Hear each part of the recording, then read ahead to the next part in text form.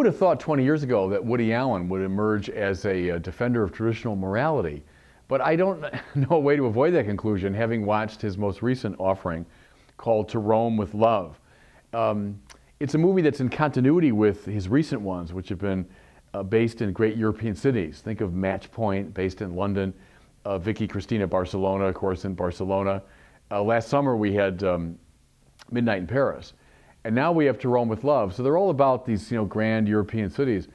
And this one shares with Midnight in Paris a certain kind of whimsical surrealism. But what I found most interesting was that it presents a defense of love. And not love in a superficial way, but love as the real focus of life.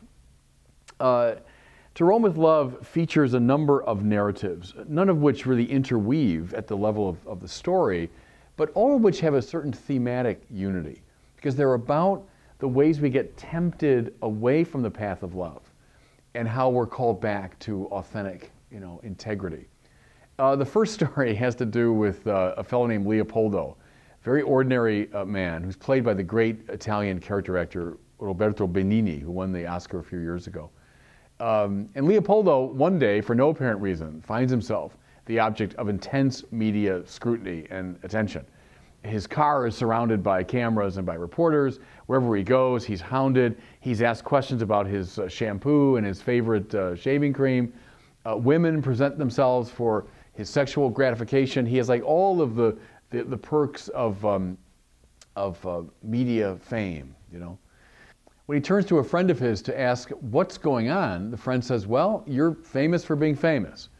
So Woody Allen is clearly lampooning our sort of celebrity-obsessed Kardashian culture where people are famous for no apparent reason. But he's making a deeper point too, because what becomes clear is poor Leopoldo had become addicted to all this attention. When the media turned to another ordinary person, they turned away from him, he suddenly missed it. In fact, he missed it so badly that he danced on one foot in the middle of the street to attract attention. At which point, his wife intervened to kind of, calm him down and take him home.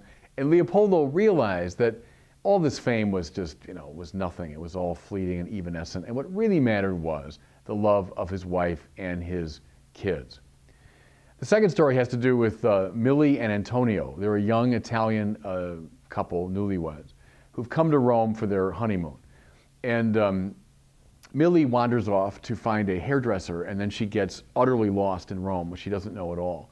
And in the course of her wandering around, she finds this set to a movie. And on the movie set is this famous leading man actor whom she's admired for many years. And the leading man takes her back to his hotel room, begins to seduce her, at which point, this becomes typical Woody Allen sort of farce. A thief emerges, the thief frightens away the leading man, but then she has sex with the thief because it's such an exciting thing. So she's a newlywed woman, but she's caught up in all this excitement suddenly. In the meantime, while she's gone, her husband, Antonio, meets this a prostitute played by Penelope Cruz. And I'll make a long story short, but she manages eventually to seduce him. And so in a matter of hours, this newlywed couple each has given in to this kind of ephemeral but exciting sexual opportunity. But when they come back together, they realize that all of that is for naught, that they really want to return to their home city, they want to start a family, and they want to stay married and in love. So it's a return to the basic values. The last story is one that Woody Allen himself stars in, and it's a goofy, farcical story too about this man who's an opera singer, but he sings well only when he's in the shower. And Woody discovers him, and Woody is playing a retired opera producer. So he arranges that this man will appear in the great operas, Pagliacci and the other ones, but he appears only in the shower and sings there. So silly story. But of course, the critics love this singer. He's a wonderful singer, a combination of Caruso and Pavarotti, and they sing his praises. At which point he faces the temptation of leaving his home life and his family to go in search of fame and fortune. But he decides that he won't do it, that he'll stay with his ordinary job and his ordinary family and be happy.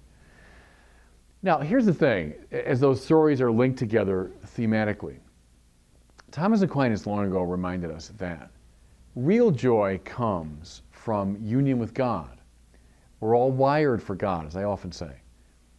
Well, who's God? God is love, which is why the life of love in its simple form, the life of love, is the life of joy. What happens to us, Aquinas says, is we get distracted from that path by wealth, pleasure, honor, and power, all the goods of the world. What do you see in this Woody Allen movie? But people who are lured away from the path of love, precisely by that, by wealth, power, pleasure, and honor. All these characters, in different ways, are lured by the goods of the world. And each one of them realizes, at the end of the day, that none of those will satisfy them, that they will be satisfied only by walking the path of love. Now, as I say, who would have thought it 20 years ago? But, you know, I think in terms of making this argument about what makes life happy, I don't think Thomas Aquinas really could have said it better than Woody Allen says it in this movie.